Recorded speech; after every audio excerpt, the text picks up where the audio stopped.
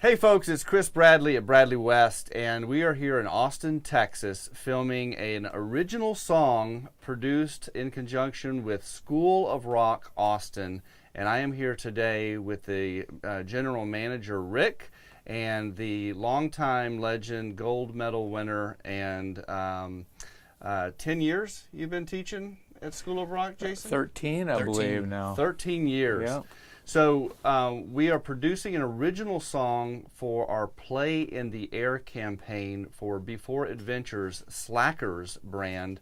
And they are all about getting kids outside to play on zip lines and the ninja lines and slack lines. And when we were looking at ways to help excite kids about the prospect of getting off the couch, we thought at Bradley West, who better to partner with on that than School of Rock, who has over 30,000 students globally that they are teaching, that they can put an instrument in their hands at an age of as young as 7 years old. And we have attended some of their shows, and man, these 7 to 17-year-olds rock. And so do the kids that are on the ninja lines and the zip lines for slackers. And so we thought, let's write a song.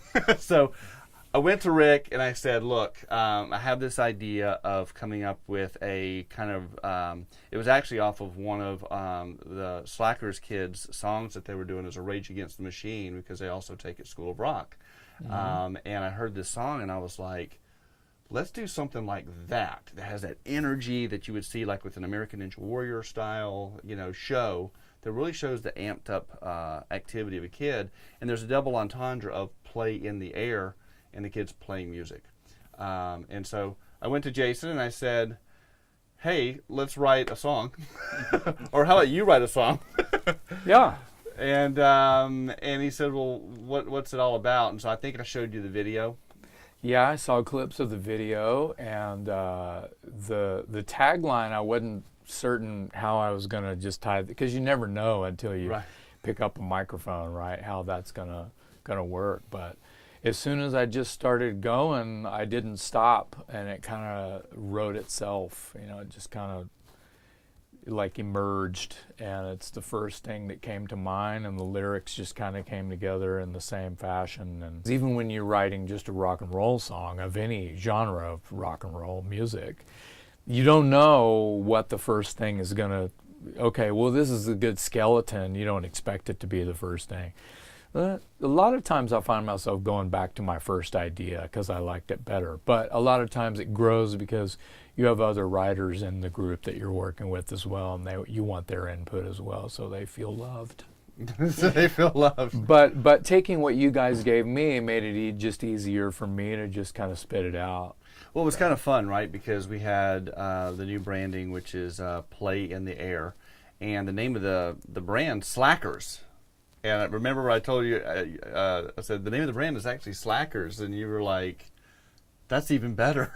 Right. Well, because you do, the double entendre again, because you don't want slackers, you want them to get off the couch and go play in the air. Right. But the slack rope tie-in is genius. So I learned a lot about the product just by trying to write a song. I don't really know yet what I'm writing a song about. Right. But the more, so the intel has grown. Well, and that was part of the process, was how do we not give you too much to influence, oh, it's a kid's brand, or oh, it's a this, or oh, it's a that, because that's not the approach of School of Rock, right? You're not teaching them, kids songs. You're saying you could actually play a White Stripes song your first quarter. Or a Led Zeppelin song, or a Jimi Hendrix song, or anything. And I think that was really part of what excited Bradley West about working with School of Rock, was that there is let's lift the expectations of what kids are actually capable of. When you see these kids on these ninja lines, these slack lines, there's adults that can't do that. And I think that's what you see with School of Rock. Definitely. We've found that, the more you challenge kids, the higher a level that they'll achieve. And so we don't want to put any limits on them. And when you do that and go with that attitude, anything's possible. As a music instructor, the last thing that I want to do is tell them that something is hard to play. Huh. Because they have no idea. Just because I can't play it doesn't Right. mean that they can't play it. Yep. Right. So I'll show them the basics of a part, and a couple of weeks later, they're coming back playing me Van Halen solos. So What do you that's how the think- school really works. So what do you think causes? I mean, they're with you once or twice a week, and it's on them to go practice, right? Oh, yeah. Like, are they just that excited about it? Like, I mean, the onus is on them to come back and have worked on it. Right. Where's the magic happen? I feel like when you are showing them the basics of a song, whether they've ever heard the song or not is not even, I mean, it helps if it's a song that they like, but Sure.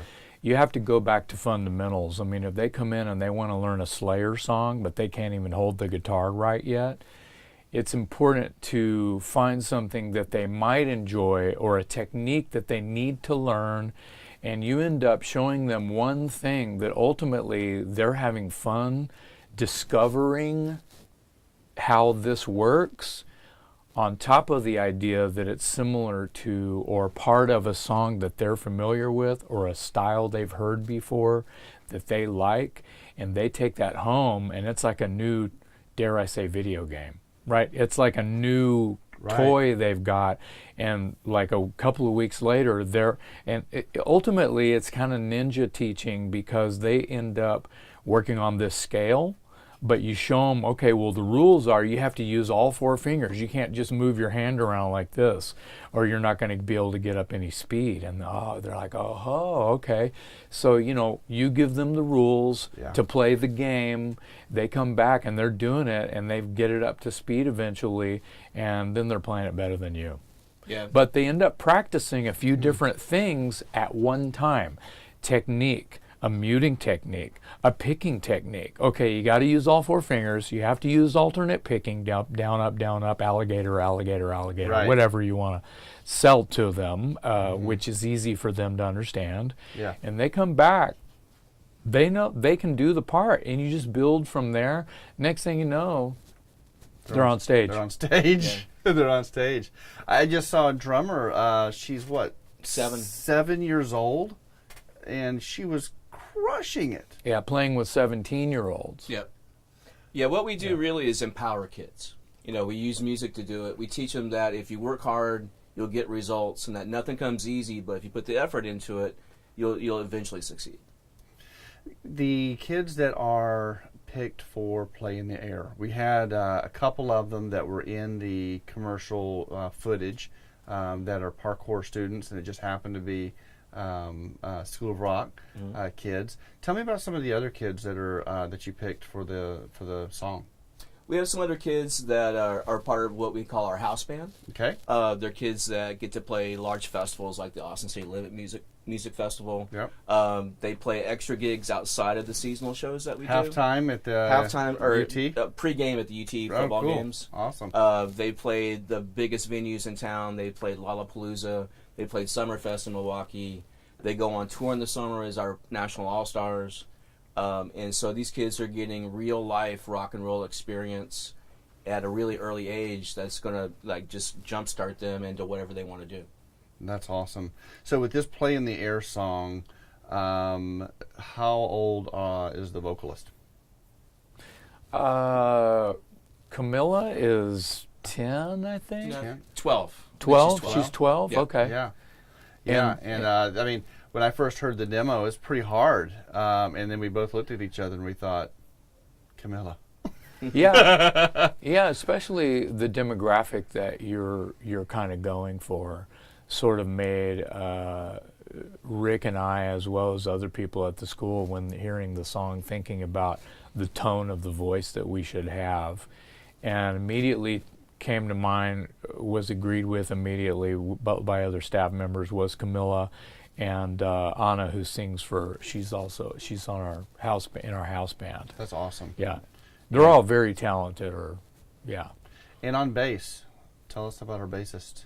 That'll be Nathan. He's also a very gifted guitar player. all around great musician and just a great musical asset. I've heard him play guitar, and he is incredible.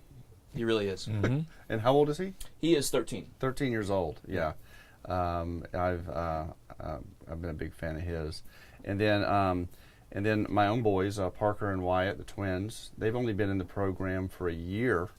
Is that right? And they're 10, 11? 10. They're 10. 10 years Right. old, Mm-hmm. and they've just been adopted into the School of Rock Austin family, and it's just been amazing to see what they're able to do.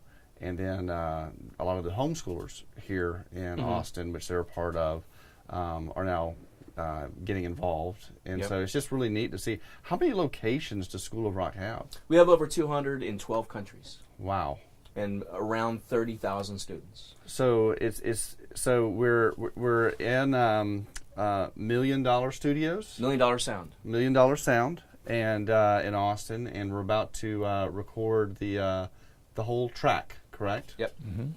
And then tomorrow we're going to be shooting the music video that will go with it in downtown at Bradley West's office at WeWork, and this is going to be fun. It's going to be a blast. Yeah. All right. It's time to rock on. We'll see you next time on the Bradley West and at School of Rock.